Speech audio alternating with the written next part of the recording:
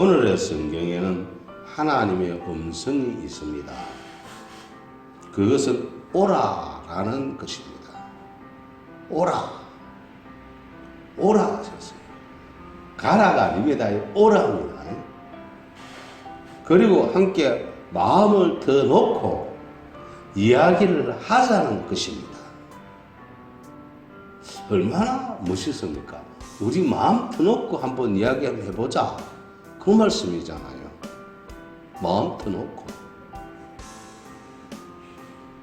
직장에서도요, 마음 터놓고 얘기해보자면 그게 잘 안 되잖아요. 근데 여기 마음 터놓고 얘기하자는 건 주님의 마음이라는 거예요. 우리하고 이야기를 하고 싶다는 얘기예요. 오늘 우리가 읽은 성경도 사실은요, 우리 오늘날 역사하고 많이 닮아 있습니다. 진짜 많이 닮아 있어요. 이사야 성경을 한번 자세히 읽어보십시오. 너무 많이 닮아 있습니다. 진짜 많이 닮았습니다. 그래서 저는 이것을 초대하신 하나님이다, 이렇게 제목을 정해서 말씀을 전하고 있는 겁니다. 하나님의 초대는 겸손하다 할 수 있습니다. 하나님이 겸손하다, 좀 이해가 안 되지요. 근데 저는 이 초대를 겸손하게 초대하셨다.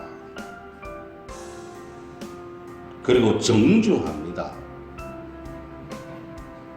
성경에 우리 하나님이요, 우리를 참 정중하게 대하고 겸손하게 대한다는 것을 발견할 수가 있습니다.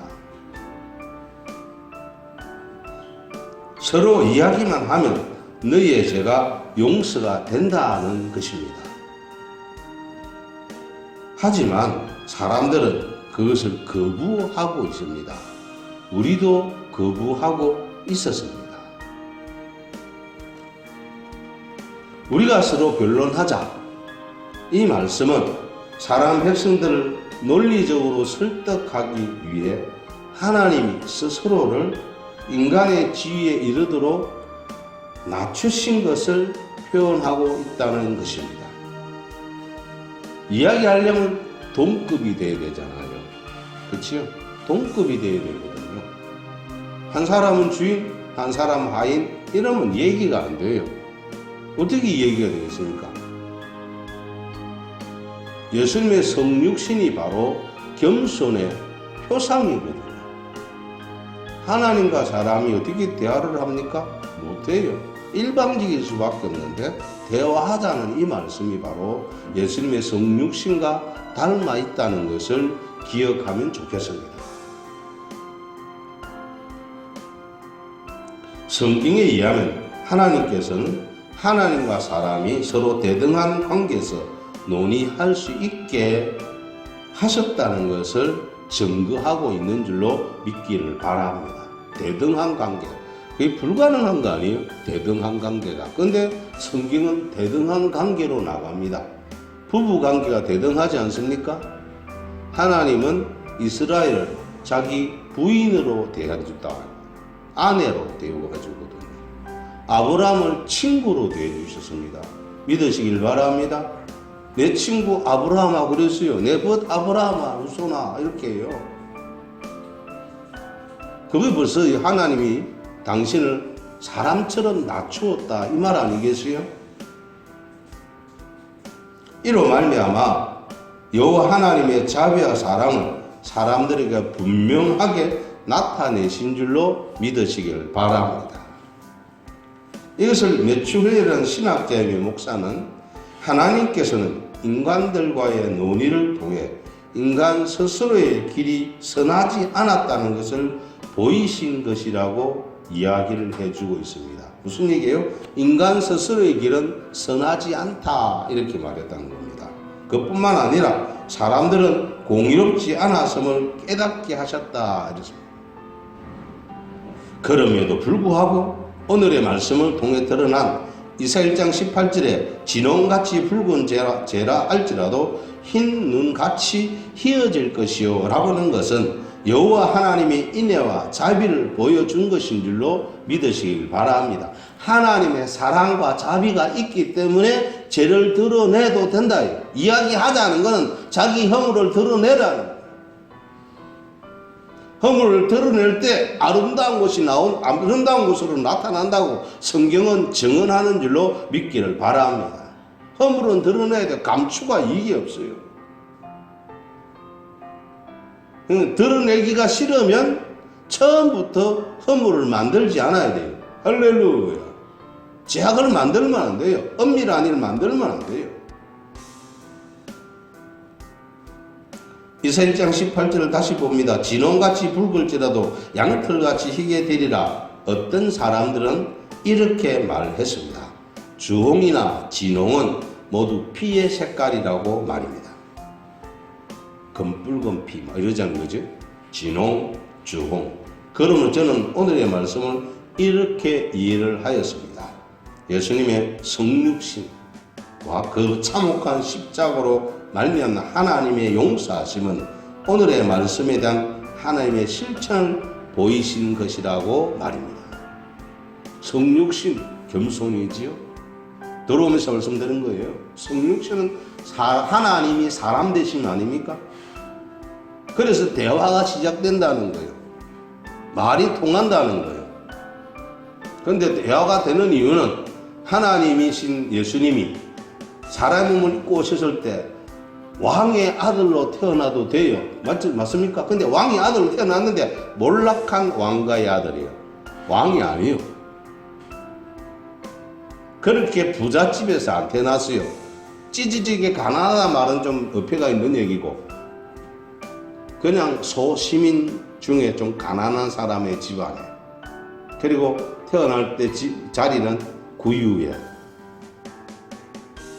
났었어요. 있어서 구유가 뭐예요? 짐승의 먹이에요. 짐승의 먹이로 오셨어요. 짐승 같은 마음을 가진 사람들이 예수님을 먹으면 사람이 된다. 할렐루야. 사람이 존귀한 존재인 줄 아십니까? 사람이 어느 정도 존귀한 줄 아냐면은 하나님의 형상과 모양으로 만들어졌기 때문에 존귀한 줄로 믿으시길 바랍니다. 우린 자꾸 사람은 위안성 이거 아주 이상한 얘기예요. 무슨 위안성입니까?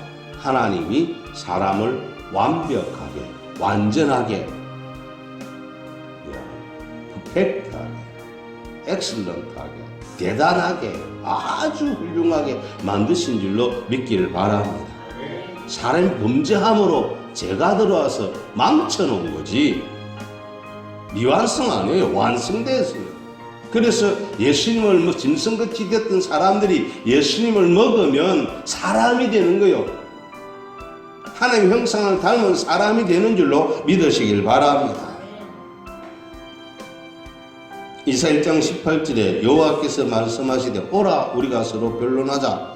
너희의 죄가 주홍 같을지라도 눈과 같이 희어질 것이요 진홍같이 붉을지라도 양털같이 희게 되리라 라고 하신 줄로 믿습니다. 시편 50편 7절은 이렇게 나왔습니다. 우슬초로 나를 정결케 하옵소서. 내가 정하리이다. 나의 죄를 씻어 주소서. 내가 눈보다 희리다 라고 다윗은 고백을 하였습니다. 이 두 구절의 내용은 비슷합니다. 하지만 의미는 다른 말씀으로 하나는 하나님께서 이사야를 통한 하나님의 말씀이요 다른 하나는 시인의 호소를 통한 하나님의 말씀이라는 것입니다. 처음 것은 하나님의 언약이고 둘째 것은 참회자의 기도라는 것입니다. 즉 전자는 하나님께서 죄를 용서하실 때 일어나는 역사를 뜻하는 것이고 후자는 그 후에 마음속 깊은 곳에서 일어나는 은혜의 역사를 말하고 있다는 것입니다. 같으면서 다른 겁니다. 그러니까 하나님이 은혜를 주시기 전에 약속의 말씀이 이사야 1장 18절이면 그 은혜를 받은 다윗이 고백한 거거든요. 이 깊은 곳에부터 터져나오는 고백입니다. 로마서 7장과 8장 그 7장 마지막에 보면 오호라 나는 공고한 자로다 이 사망에서 누가 너를 건져내라 이 고백은요 여러분 거듭나지 못한 사람 고백 아닙니다. 새롭게 태어난 사람의 고백이, 태어나지 못한 믿지 않는 사람의 고백이 아니에요. 믿고 나서 보니 이거 내 죄가 보통 신고한 것이 아니구나. 처음에 믿을 때는 죄인의 개사도 그게 잘 이해가 안 돼요. 이해가 됩니까? 죄는 죄나 듣기만 싫지요. 어떤 아이가 그러더라고. 맨날 가면 자기 보고 죄인이란다고. 내가 죄인이라고 했는가 잘 모르겠는데 그게 왜 그래요? 그 이제 죄를 깨닫기 시작했다는 거예요.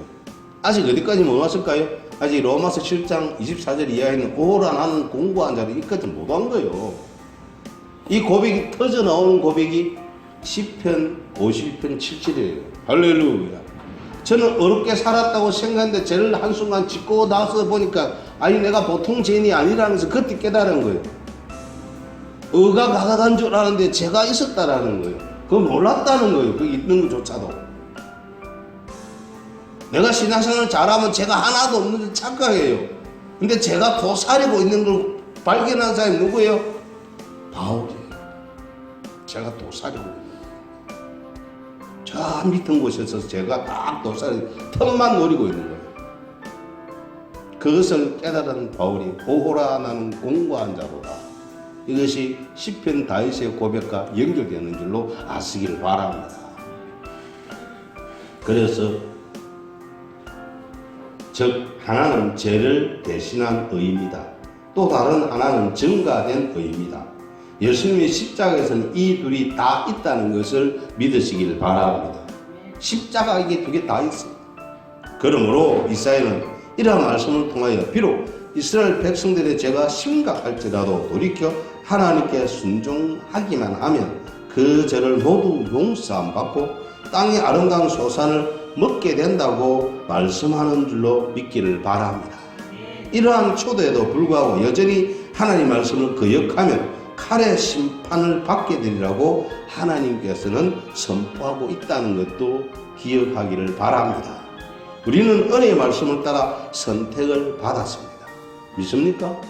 여러분 선택받았어요. 창세전에 우리를 그리스도 안에서 선택하사 자기의 자녀 아들들이 되게 하셨으니 라는 사실을 믿기를 바랍니다. 우리는 심판이 아니라 구원을 받는 것을 믿으시기를 바랍니다. 우리는 심판 아닙니다. 구원받는 겁니다. 그래서 첫 번째 하나님의 여호와 하나님 명령인데요. 그 작은 첫 번째로는 하나님 권세 있는 명령입니다. 이사야 1장 18절에 여호와께서 말씀하시되 오라 우리가 서로 변론하자. 너희의 죄가 주홍 같을지라도 눈과 같이 휘어질 것이요 진홍같이 붉을지라도 양털같이 희게 되리라. 이 말씀은 아무도 소홀히 여길 수 없는 여호와의 명령으로서 피고인에게 출두를 명하는 사법관의 명령보다 더욱 권세 있는 하나님의 말씀입니다. 그리고 이 말씀은 다음에가 아닌 지금 당장 오라는 강권적이며 시급한 명령임을 우리는 명심해야만 하는 줄로 믿기를 바랍니다.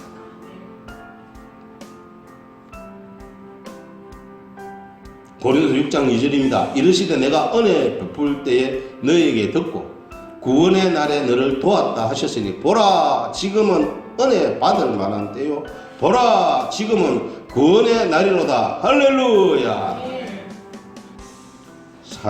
하나님의 사랑의 호수가 있습니다. 하나님 말씀은 인간이 도전하며 침전하며 안 되는 엄한 명령입니다.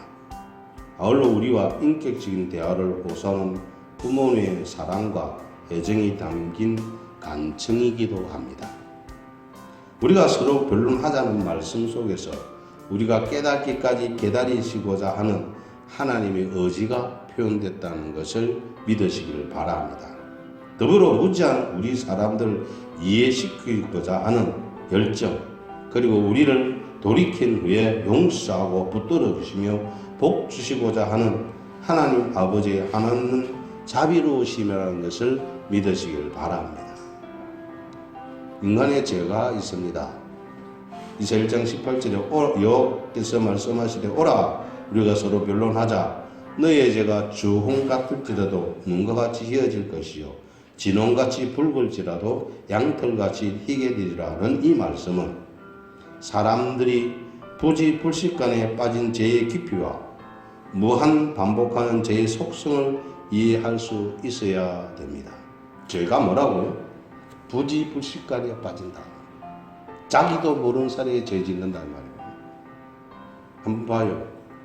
거짓말을 우리가 얼마나 잘하는 줄 아세요? 자기도 모르게 그냥 거짓말이 나옵니다. 진짜입니다. 그게요. 교회가 거짓말하는 그냥 나와요. 왜 그럴까요? 모르고 부지불식간에 짓는 거예요.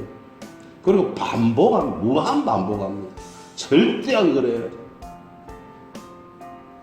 어떤 책에 어떤 분이 기록해놨는데요.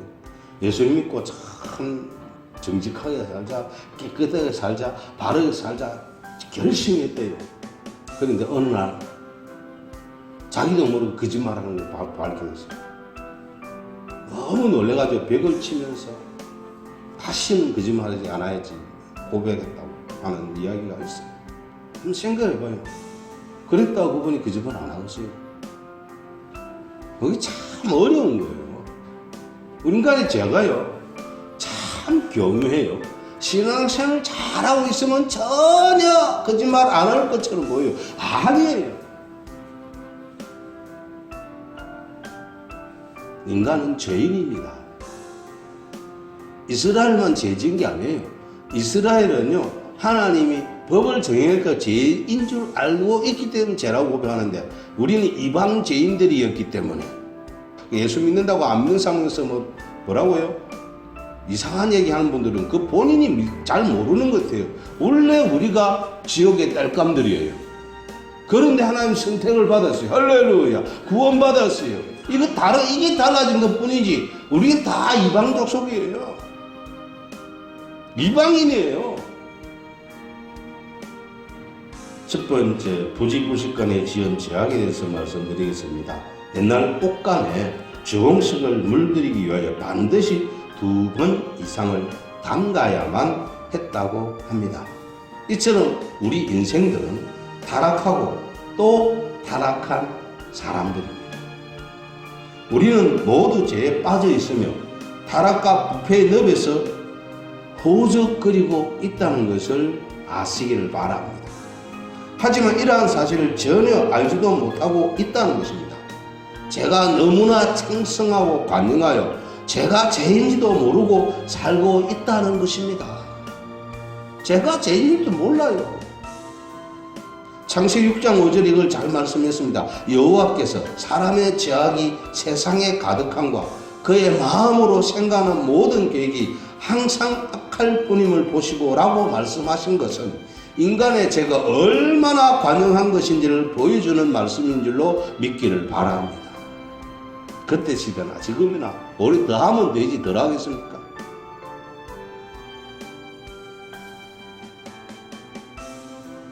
여러분 정치인 욕할 거 없습니다. 왜 그래요? 똑같은 사람이에요. 거기 가보세요. 안 그리 됩니다. 그렇죠? 그러나 우리는 그들에게 뭘 요구해요? 노부리보다 높은 도덕성을 요구합니다. 그래야 된다. 맞습니다. 두 번째는 무한 반복하는 사람들의 죄와 파멸입니다. 하나님께서 사람들에게 허락하셨던 태초의 모든 행복과 축복 그리고 생명까지도 우리들의 죄악으로 말미암아 빼앗겼습니다. 이러한 모든 빼앗긴 축복의 회복은 주홍 같은 우리의 죄가 흰 눈같이 깨끗하게 될 때 가능한 줄로 믿기를 바랍니다. 주홍색은 변하지 않는 색이라고 하였습니다. 이것은 죄는 스스로 무한 반복하는 것을 상징합니다. 이러한 이야기가 있더라고요. 누군가가 말하기를 화학적으로 천을 상하지 않게 주홍색을 탈색하는 방법은 없다고 하더라고요. 주홍색을 탈색하면 당연히 천이 상한다는 겁니다. 자, 우리 머리가 검었습니다. 한국 사람. 그렇죠? 이 머리를 탈색시키면 머리가 상할까요? 안 상할까요? 상해요. 노랑머리 되려면 탈색해야 되잖아요. 그럼 머리가 상한다니까요. 자라서 다행이지요. 아니면 머리 못 써요. 머리를 못 쓰니까 머리카락을 못 씁니다. 그죠? 머리카락을 못 씁니다. 그럼에도 불구하고 하나님께서는 회복을 약속하신 줄로 믿으시기를 바랍니다.